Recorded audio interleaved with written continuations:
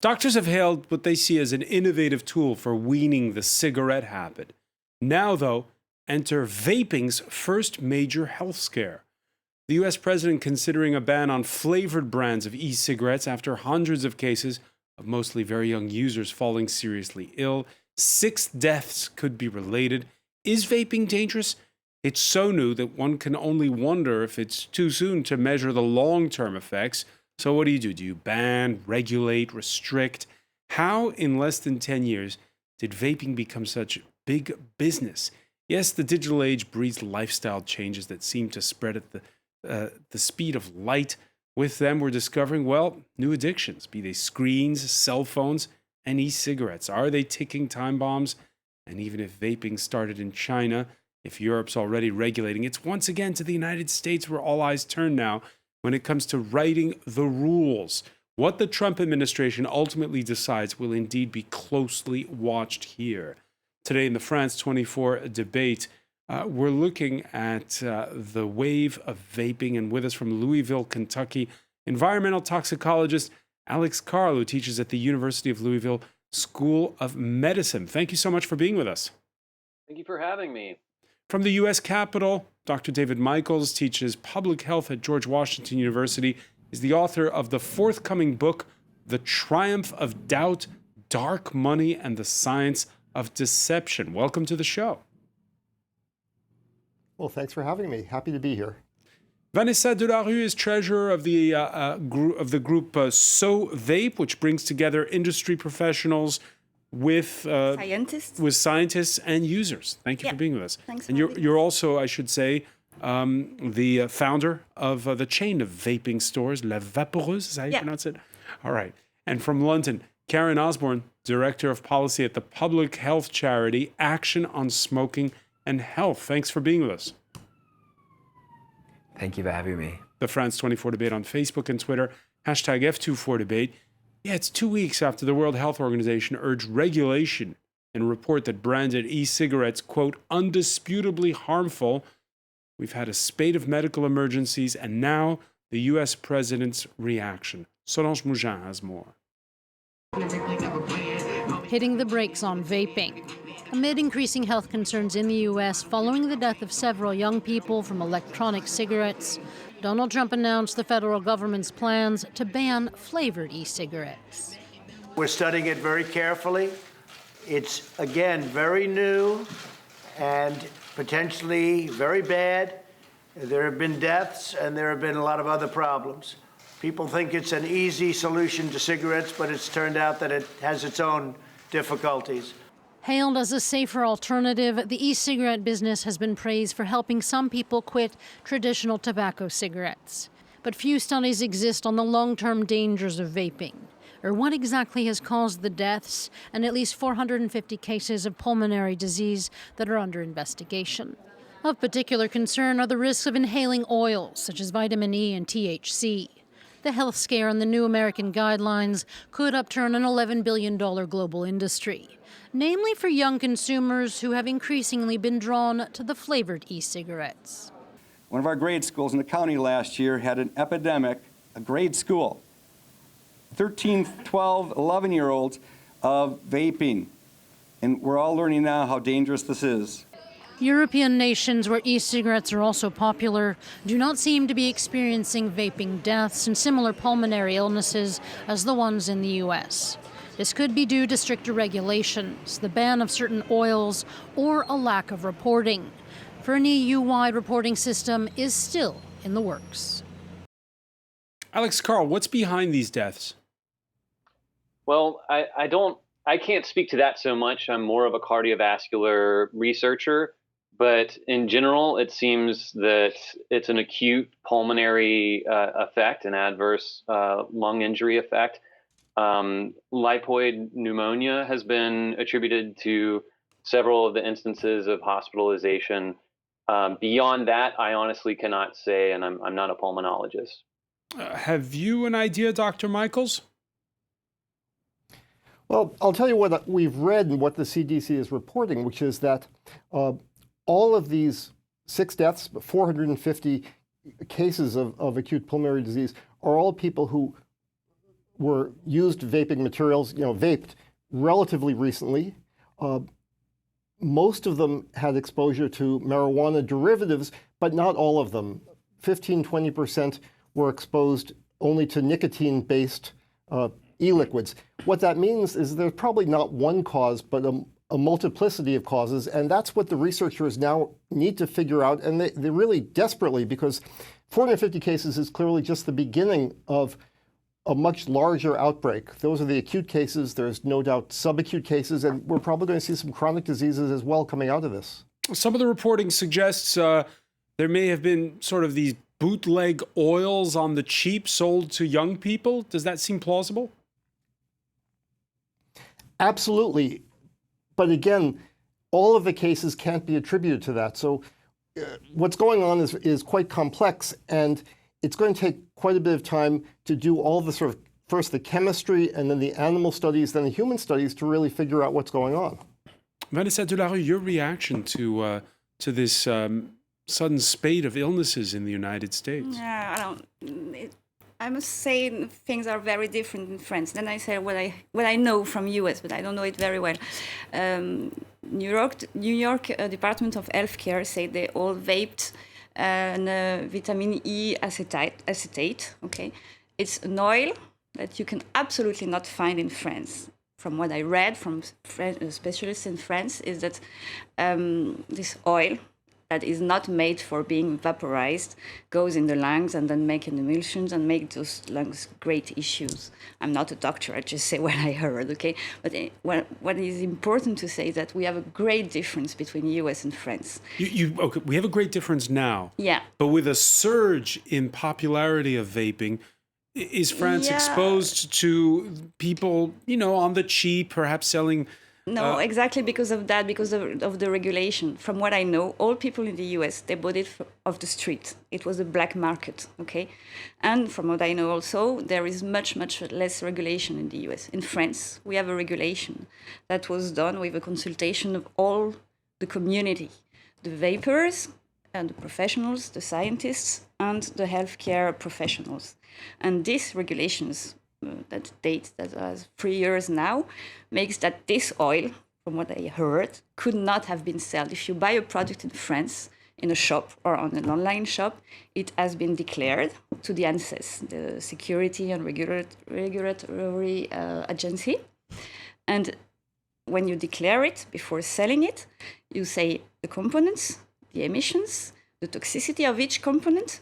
And of course, we could not have no product in France have those type of oil acetates. So situation is very different from France to US. If you go to a shop like yours, of course. Karen Osborne, how do you prevent black market oils? Well, there's a system in the UK which is run by the medicines regulator, the MHRA, which is a yellow card system. So that if anybody experiences any problems with their, with vaping, and they have any health concerns about that, they can flag it to the medicines agency straight away, and they will investigate. And just to reiterate what you said in your introductory segment, we haven't seen any of these kind of serious respiratory problems in the UK via that system. Since 2016, there have only been 62 reports to the yellow card system, and generally for things like dry mouth and dizziness. So I think kind of having that strong regulatory system in place is a really great way to limit the dangers from poor products.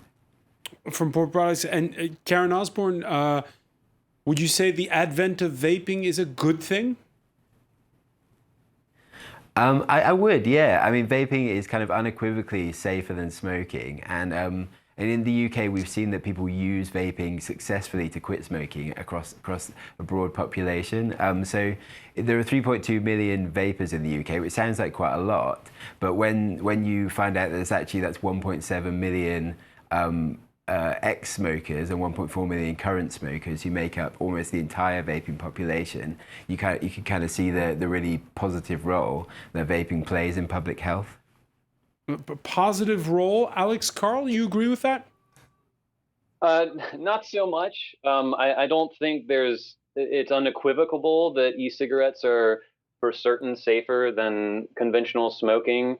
a lot is unknown currently, and it's not to condone smoking, but we have decades, if not centuries, of experience with conventional smoking, whereas no long-term studies have been performed on e-cigarettes. So we really don't know the health implications of these new devices. That we do know that they release a number of harmful constituents. Several of the constituents that are in conventional cigarette smoke are in e-cigarette aerosols, and at comparable levels. That's not to say they're all there, but there are some critical and suspected harmful components that are within e-cigarettes, and you can use them frequently. Kids in high schools are using them indoors in relative secrecy in bathrooms. Actually, in Alabama, there's a high school that started taking doors off of the stalls of the bathroom stalls, just so kids can't hide and puff on Juul in their bathrooms at high school. Juul, So- the popular brand there. So that brings us to the question of the of this proposed ban that Donald Trump is talking about. It would be on those flavored brands of e-cigarettes, the ones that those high school and even junior high school students like the most. Ban as well on menthol ones. Your thoughts on that?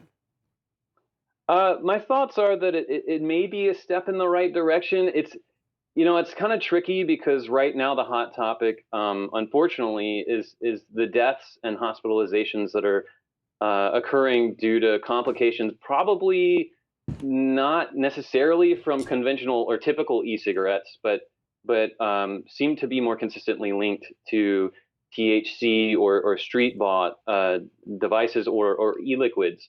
But nonetheless, the overall issue is that e-cigarettes are gaining in popularity among youth, and the data just out for preliminary data from the National Youth Tobacco Survey is indicating a continuance of this surge in youth use in the United States. We've got 1/4 of high schoolers are using e-cigarettes, up from 1/5. So the use is increasing, and we still really don't know what the long-term effects are. The short-term effects, though, have been demonstrated in a number of studies, including impaired vascular function, impairments in cardiac function, and fight or flight stress responses. All of these suggest long-term damage, but we just don't have the history with these devices or the studies yet to demonstrate those long-term impacts. And yet, David Michaels, the many doctors here in France, and I suppose where you are as well, say, look, vaping is a godsend for if you're trying to help people to quit smoking. Absolutely. But if you look at the history of this industry, by starting out selling watermelon, strawberry, brands that appeal to children, essentially, and using social media influencers, also teenagers, they clearly were aiming at the teenage population, not to get them to stop smoking, but to start vaping. And there's no doubt that tens of thousands are addicted and will continue needing to get nicotine as a result of this.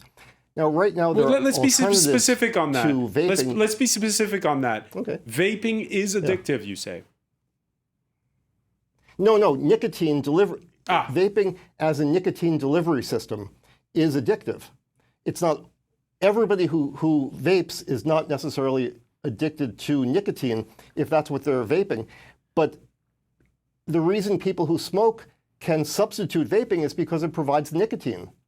And so what these companies have done is essentially set up a program that either has or will addict many, many more teenagers and young people who weren't previously in need of nicotine. So we have to sort of divide up this population. There are people who need their nicotine now, and they can continue vaping, or the CDC now suggests they stop, at least until we figure this out.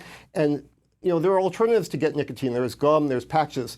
But for people who are not yet addicted to nicotine, they should stop vaping. And the elimination of flavors may help that, because the appeal of vaping nicotine material is to get the nicotine fix, not to get your watermelon or menthol fix.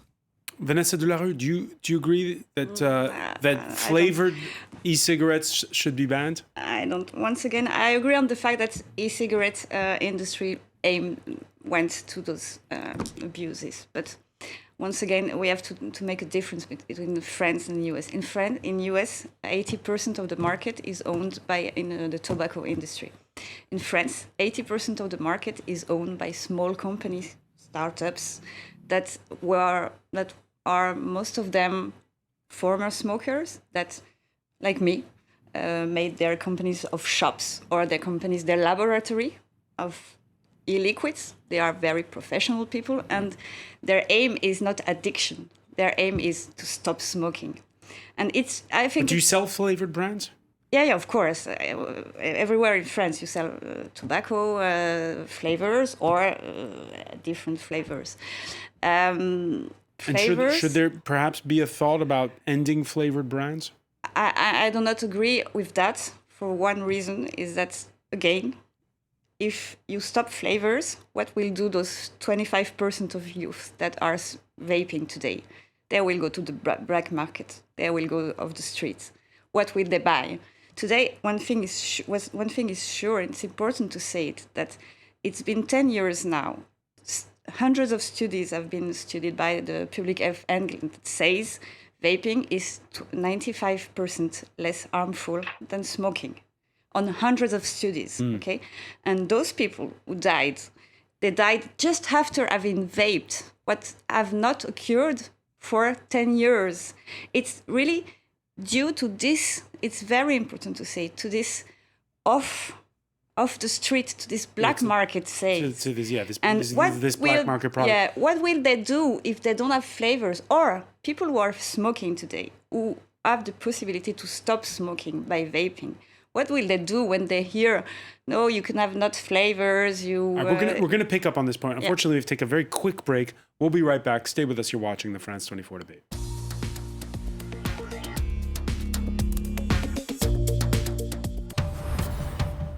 Bond. James Bond. James Bond. Hello, I'm Pierce Brosnan. You're watching France 24 from the Deauville Film Festival. This week on Encore, I speak to former 007 actor Pierce Brosnan, one of this year's guests of honour at the Deauville Film Festival.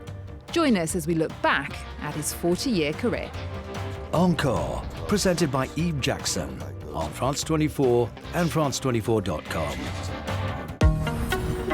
Arctic is going to be exploited, and the scale of this exploitation will only grow. We have a beautiful planet, we need to protect it, and we can use space exploration to better understand it.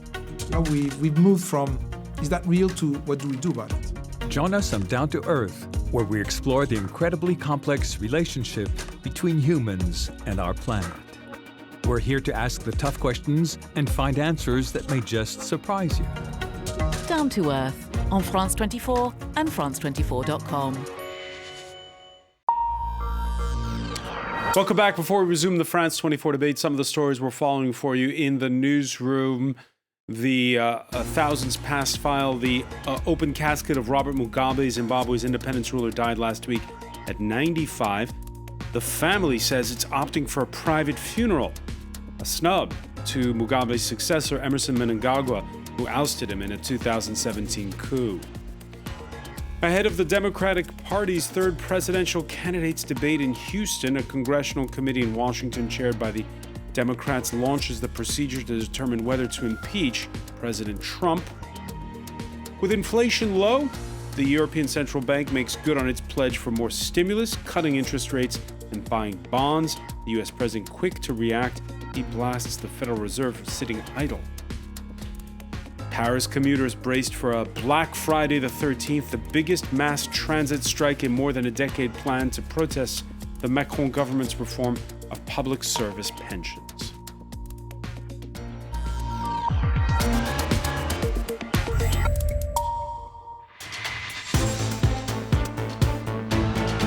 Welcome back, or welcome if you're just joining us. It's the France 24 Debate. The U.S. president in the wake of a major health scare in the United States that have left 6 dead and 450 in hospital, talking about a ban on flavored e-cigarettes. Just how dangerous is vaping? We've been talking about it with toxicologist Alex Carl, who teaches at the University of Louisville's School of Medicine. From Washington, David Michaels. He teaches public health at George Washington University, the author of the upcoming book, The Triumph of Doubt, Dark Money, and the Science of Deception. Vanessa Delarue, treasurer of the advocacy group So Vape, which brings together users, industry, and scientists. And also joining us, Karen Osborne, director of policy at the public health charity Action on Smoking and Health. Vaping has come upon us, it seems, in an instant. What was a $20 million industry in 2008, now estimated globally at $11 billion and counting worldwide.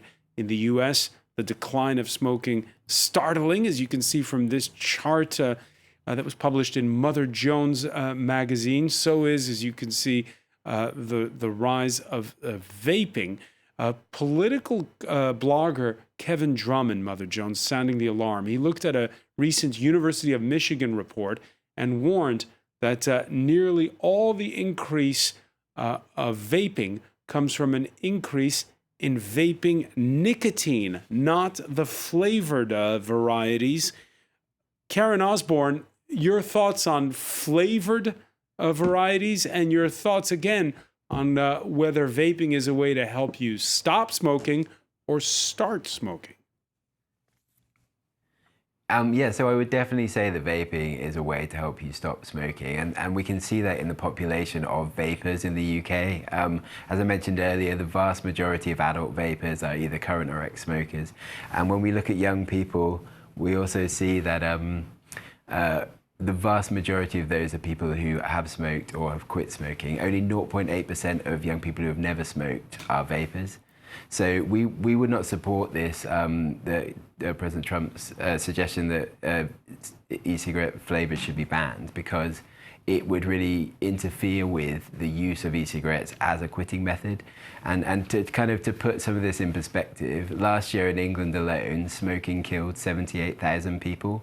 So the big public health risk in this space is smoking, and the more that we can do to help people stop smoking, the better. Explain why the flavored varieties are needed to help people quit. Why not just have nicotine flavored? I suppose the flavor means it's something that people want to do a bit more. Smoking cigarettes is habit forming, and you need to do as much as you can to smooth the transition between cigarettes and other products.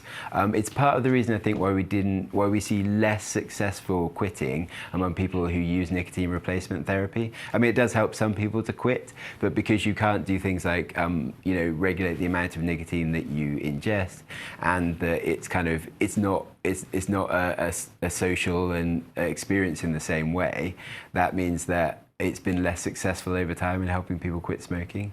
Dr. David Michaels, you agree? Well, I think the underlying problem is we don't know the answer to a lot of these questions. What the industry in the United States, led by the Juul Labs company, did was the same thing all the Silicon Valley startups do. They break the rules, and then they ask for forgiveness. They marketed this product to very widely, flavors aiming at children, at teenagers. We don't know what the effects are of essentially inhaling or breathing these flavors, or even the basic products that go into them. The history we have from the tobacco industry is that we can't trust their research. So I'm going to interrupt you, Dr. Michaels, because we're having an issue with your microphone. We'll get that fixed right away and get right back to you. Alex Carl, your thoughts. Again, you heard Karen Osborne say you need those flavored e-cigarettes because that will help smokers quit. Yeah, it's a seemingly rational point, but I think it sort of neglects another issue that we're not discussing, which is these flavors, they all consist of a cocktail of a bunch of different flavor chemicals that have never been tested for inhalation toxicity. They've been tested for toxicity with ingestion, but it's unclear what happens when you inhale them. And actually, that concern has become all the more relevant now with these deaths and acute illnesses resulting partly from what seem to be street e-cigarettes. We don't know what chemical is involved because they're cocktails of multiple chemicals that have never been tested for inhalation toxicity. And then you heat them up and they create a whole nother score of chemicals. So the potential for harm is greater as you add more and more chemicals to the mix, including flavors. And then clearly they're the perfect introductory item for use of e-cigarettes among youth. Youth disproportionately like sweet products, and things that are sugary or associated with sweets, if you can inhale them, that makes an e-cigarette all the more attractive. I think if the focus is weaning cigarette smokers off of cigarettes, then tobacco flavor, okay, maybe that's acceptable. But actually, I see the point of this flavors ban preventing children from starting to vape. Another thing we're neglecting here is that Juul actually achieves 30% higher nicotine levels in the blood than a typical full-flavored cigarette, at least 30% higher. And that spike in nicotine makes Juul much, much more addictive. That's what the youth are using right now is Juul. And so they're becoming disproportionately addicted to e-cigarettes relative to what they used to become addicted to, which was cigarettes. And so go ahead. No, I was gonna turn to Vanessa Delarue. Yeah, I totally agree with that. It's a huge difference between France and the US. In France, the level of nicotine is 20 milligram per milliliter maximum.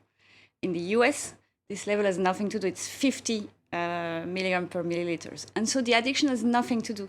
A youth is, let's say, is smoking, is going to the vaping. At this level of nicotine, he has not all the things that you have in the cigarette that makes the nicotine much more addictive than in the vape. In the vape, it's just nicotine and not like in the cigarette or where there are a lot of things that make it much more addictive. At 20 milligram of nicotine, and we can see it since 7 years now, yes. At the moment, you are able to decrease your level of nicotine and then stop and then go to the 0 milligram. And I think, and it seems to be the case in the US, this epidemic of huge consumption of Juul in US is not seen in France. And I think it's this is a huge, the main reason is that the level of nicotine has nothing to do. It's more than the double. So Alex Carl, if you had the same levels as in Europe, it would be okay? I don't think it would be okay, but I don't think it would be as horrific as it is right now. The 78% increase in youth use that happened from 2017 to 2018 is predominantly due to Juul. And that's likely due to the really high nicotine levels achieved with the nicotine benzoate that they use. It enables an addiction much more rapidly, and therefore anybody who tries it is more likely to get hooked. All right, we've been talking about Juul, San Francisco-based startup. It sells 3/4 of the e-cigarettes in the United States. It's got slick marketing. It's got deep pockets, in particular thanks to the more than 1/3 stake by Altria. Altria is the parent company of Marlboro Cigarettes. Altria, which is currently involved in merger talks with rival big tobacco giant Philip Morris. Dr. David Michaels, a question for you. This brings us back now to this proposed ban by the U.S. President. Are his intentions noble when it comes to putting the health of citizens ahead of profits by corporations? You know, I don't want to speak to Donald Trump's intentions and their ethics, but it's very clear that the tobacco industry's history of essentially running disinformation campaigns has to be brought into this discussion. Altria, Philip Morris, the company that brought us Marlboro, has decades and decades of lying about the science. So I think if we want to understand what's really going on with vaping, you know, what are the effects of breathing in nicotine, some of the basic materials, and of course, as Alex said, the flavors, we need independent research. I think Juul and the other companies should be paying for that research. Right now, the US government is paying for research all around the country. Juul should pay for the research, but they shouldn't control it. We need independent research by scientists who don't have a conflict of interest, because tobacco money is addictive just like tobacco is. And if you start paying people to do the research, you're going to ask them to get a certain finding, and they're going to give you that result. That's the history of asbestos, not just tobacco, asbestos, pesticides, diesel. We need to know the truth. We need to know it quickly. And so we need a new system to do this research. But hang on, you're at a teaching hospital at George Washington University. Alex Carl is at the University of Louisville. Don't you have great institutions of higher learning where that research can happen? The research can happen, but someone has to pay for it. Right now, there's an interesting development going on in the United States where Juul is taking their very large wallets and going to institutions saying, we'll pay for research. But the scientific community has been burned once by the tobacco industry, and everybody is very hesitant to be too tightly connected to tobacco money because we know that it stains your reputation. So they should be paying, there's no question, but they shouldn't be paying in a way that if they don't like the result, they take the money back, or they say, we're not going to give you more money. Because the process is, when you get research money from any institution, you think, well, what do they want us to find? You begin to shape your findings. And that's what the tobacco industry did for years. Alex Carl, you were profiled in the New York Times. Juul approached you? Yes. They approached me at a conference and informed me that they have some arrangements with other scientists that remain nameless, and that they could make a similar arrangement with me, offering up to $200,000 in equipment and supplies for me to conduct research into the potential harms of Juul. And it seemed like an initially genuine offer. I don't know if that's simply because the Juul rep was convincing and friendly, but I certainly had to pass on it, and I'm thankful that I did. Juul funding scientists is a great way to discredit science itself, and I appreciate David Michael's point, because the National Institutes of Health, they do have some money. They're funding some studies, and the FDA is delivering some funding as well to scientists to research these issues, but there's not enough. There should be more. It's an exceptionally competitive field, and more scientists need to be involved to answer these questions. Karen Osborne, we've heard a lot about the National Health Service where you are in the Brexit debate. How deep are its pockets in being able to carry out independent studies? Well, so there's actually some studies going on at the moment run by King's College on behalf of Public Health England, which is doing a meta-analysis of all the data that's out there already. So I think what that means is that you can get around some of the elements that might be brought in by unethical tobacco industry funding. And I think that's kind of a much better place to be in. Here in France, Vanessa Delarue, because you could say what you want, we don't know the long-term effects because, well, e-cigarettes haven't been around long enough. Same with whether or not cell phones, putting them next to your ear is bad for you. We have 10, 15 years. We have 10, 15 years of studies all around the world. That's the only thing we can say. How does it work here in France? In terms of studies, like everywhere, it's not paid by the tobacco industry. It's made in different... Paid by the state. Yeah. It's paid by the state. But we don't have a lot of studies in France. We have a lot around the world. We don't have a lot in France. Vanessa, you told us that you're a reform smoker. Yeah. This is, again, it is this addiction, right? Or this new habit, if you will, for the digital age, vaping, and it's come along so fast. Talk to us a little bit about etiquette, because the French government has just instituted new rules that forbids vaping in enclosed spaces, in offices.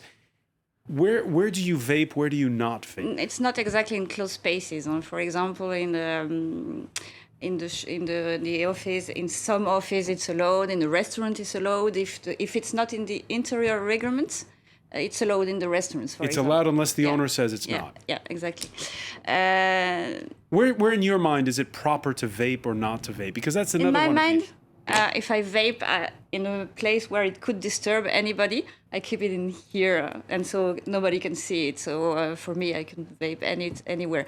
But vaping with a smell, with a flavor, for example, in a restaurant, it's not convenient for me. When you are eating something salty, you don't have to have the let's say strawberry flavor. But it's not a term of is it good or isn't it good. It's just to be convenient with other people. It would be the same with any other thing with the flavor of strawberry when you're eating a steak. But there is no, and it's proved, there is no passive vaping. It's proved. Alex, Carl, your thoughts? Yeah, I beg to differ, actually. Nicotine has been measured successfully in people who have inhaled secondhand vape aerosol, and I think that that's a great indication that there is secondhand inhalation of these aerosols. It's not just water vapor, by the way. This is a complex mixture of particles, gases, and toxins. And nicotine showing up in the blood is a great indication that, yes, people are inhaling it, and it does get into their blood and affect organs throughout the body. With cigarettes, not with vaping. There's something Alex, there's something we don't understand, or maybe we need explaining. Just maybe a sociology question for you. Here we live in an age where people are vaping more and more, smoking less and less, and where marijuana is more and more legal. What does that tell you? Wow, yeah, that's an existential question. I don't really know what it tells me. It's certainly a sign of the modern times. But the debate, kind of including marijuana into it, it is a little. It's secondary. I don't think it should be a part of the conversation about whether e-cigarettes should be banned in terms of flavors or banned altogether or regulated like a nicotine replacement therapy that requires a prescription or behind-the-counter purchase. Well, it is entering into the conversation because of the fact that medical marijuana, most of it is done through vaping. Right. And I think that, it's not that it's irrelevant, because sure, the black market would open up as you impose bans for e-cigarettes. So it's tricky territory, and it takes nuanced measures and a lot of enforcement.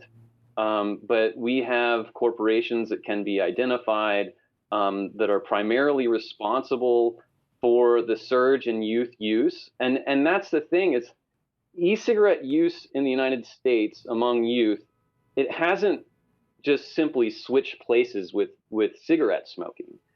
There was a drop-off in youth use of cigarettes, along with adult decreases in use. And then there was a surge in e-cigarette use driven primarily by Juul. And so I think that they're not necessarily trading places immediately. It's more that Juul is stepping in with new technology and taking control of the youth market. They account for, I think they're valued at about $39 billion, with Altria purchasing roughly a third of their shares. And so, I mean, it's money talks, obviously. Again, David Michael's point about Juul and other e-cigarette corporations funding research, but through third parties, I think that's a great suggestion, because a lot of the concerns about health effects, we don't really know the answers to them quite yet. Karen Osborne, let's be honest. The industry does target young people who've never, ever smoked. We see it all the time here. We see high school students. We see middle school students. I mean, I think what we have in the UK and across the EU is a strong regulatory regime that kind of does what it can to prevent that. I mean, I'm not going to defend the tobacco industry here, but I think we can see in the numbers of young people that are vaping and, you know, the proportion of those who were smoking previously, that even if the tobacco industry is attempting to attract, you know, never smokers to start vaping, they're not being very successful. Not being very successful. Your reaction, David Michaels?